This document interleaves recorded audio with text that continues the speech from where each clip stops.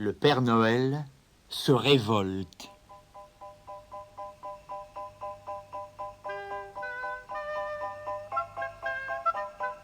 Le Père Noël boutonna le dernier bouton de son tricot le plus chaud, enfila son pull-over et mit encore un tricot. Il s'enveloppa dans son manteau rouge et alla prendre son écharpe dans l'entrée. « Oh, quelle horrible nuit pour sortir !» remarqua-t-il, tandis que la grêle tambourinait contre les carreaux et que les flocons de neige s'infiltraient sous la porte. « C'est une soirée à rester bien tranquille au coin du feu en mangeant des tartines !» Il enfila ses chaussettes de laine, les plus chaudes, chaussa ses bottes fourrées et mit ses gants. Puis, s'apercevant dans la glace, le Père Noël se dit « Oh, pas étonnant qu'on me croie gros, avec tous les vêtements que j'ai sur le dos. » Dehors, le renne, Marcel, était pressé de partir. Il faisait si froid que le gel faisait coller au sol les patins du traîneau. Le Père Noël vérifia que tous les cadeaux étaient bien à bord et Marcel s'élança au galop. Tralala, tralala. Le Père Noël se força à chanter malgré le froid. Mais il était de mauvaise humeur. Oh, je crois bien, Marcel, que je n'ai pas le cœur à travailler cette année, dit-il. Pourquoi aussi place-t-il toujours Noël en plein hiver quand il fait mauvais? C'est vrai, c'est pas un temps pour voyager. Je pourrais me casser une patte, bougonna Marcel. Ils firent leur première halte sur un toit pentu que la glace rendait glissant. Marcel regardait du coin de l'œil le Père Noël engoncé dans ses épais vêtements. « Et si cette année vous ne descendiez pas par cette étroite cheminée ?» proposa-t-il. « Et par où pourrais-je pénétrer dans la maison ?» dit le Père Noël. « Tu ne voudrais tout de même pas que je frappe à la porte ?» Le Père Noël s'assit sur le rebord de la cheminée, se pinça le nez et voulut se laisser glisser dans le conduit obscur. Mais comme il portait cette année-là un vêtement de plus, il était juste un peu trop gros et il resta coincé. Il se mit à gigoter, à grogner et à souffler pour se faire plus mince, sans succès. Quelques braises brûlaient dans l'âtre. La fumée fit tousser le Père Noël et le dessous de ses bottes commença à roussir. Heureusement, Marcel enfonça le sac rempli de cadeaux dans la cheminée par-dessus la tête du Père Noël qui glissa enfin. Il déboucha dans la pièce comme un boulet de canon et se retrouva les 4 fers en l'air au milieu des cadeaux. « Plus jamais !» murmura-t-il. « Plus jamais ! Il faudra que Noël soit plus tôt l'année prochaine. » Même après avoir rempli les souliers des enfants et être remonté sur le toit par la cheminée, il répétait encore « Plus jamais par un tel temps, j'avancerai Noël l'année prochaine. » Ce sera beaucoup plus tôt ? interrogea Marcel, disparaissant dans une rafale de neige. « Ce sera en juillet !» décida fermement le Père Noël. À cette pensée, il se sentit mieux et se remit à chanter. Tralala, tralala. Le mois de juillet arriva très vite.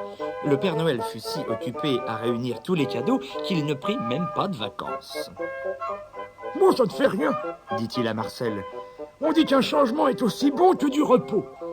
Sors le chariot à 6 roues, Marcel, c'est l'été, nous n'avons pas besoin de ce vieux traîneau trop lourd. » Le Père Noël commença à se préparer.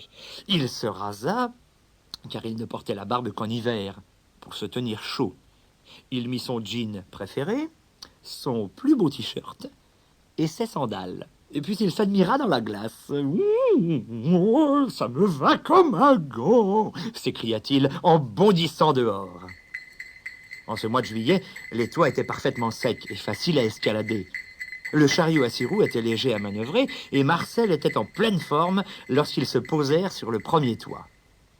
Son étroite cheminée ne posa aucun problème à cette époque de l'année. Le Père Noël, sans ses épais vêtements d'hiver, y passa comme une lettre à la poste. Debout devant l'âtre, il éternua cependant plusieurs fois à cause de la suie qui lui était entré dans les narines. Et puis, en regardant autour de lui, il vit que rien n'était comme d'habitude. Et pas le moindre petit verre de vin, pas une miette de gâteau préparé pour lui, pas de sapin de Noël, aucune décoration. La maison semblait nue et déserte. Tout à coup, il comprit. Toute la famille était partie en vacances.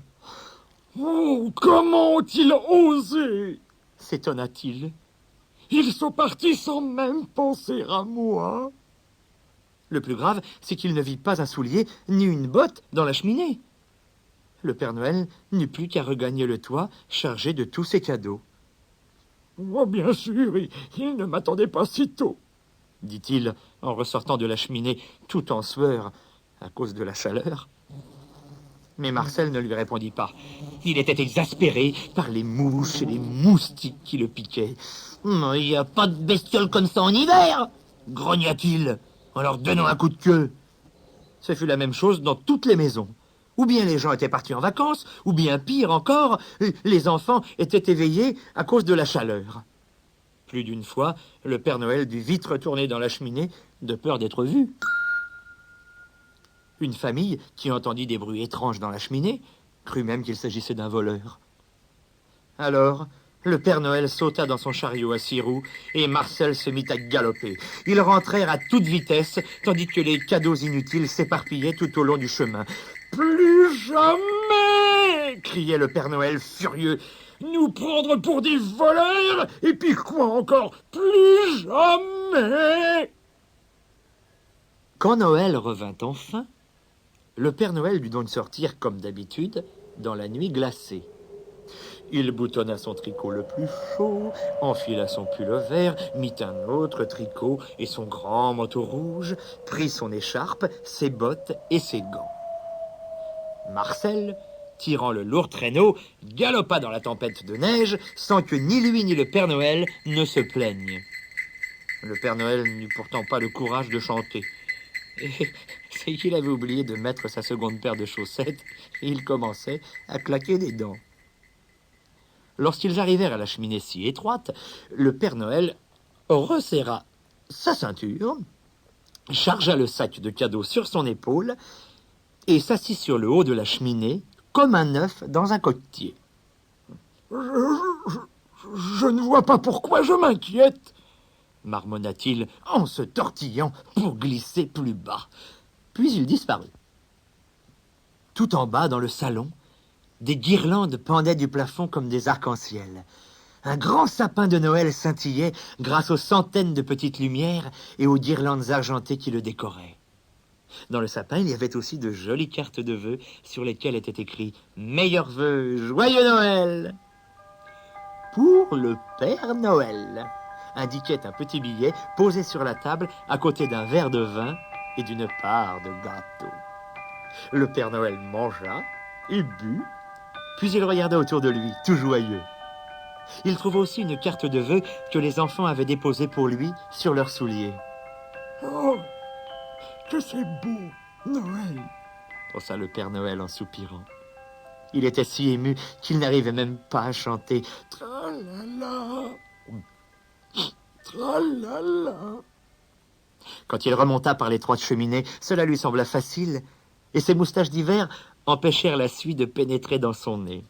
« Je regrette, Marcel, dit-il à son reine, mais à l'avenir, je ferai toutes mes livraisons la nuit de Noël. » Marcel ne sembla pas l'entendre.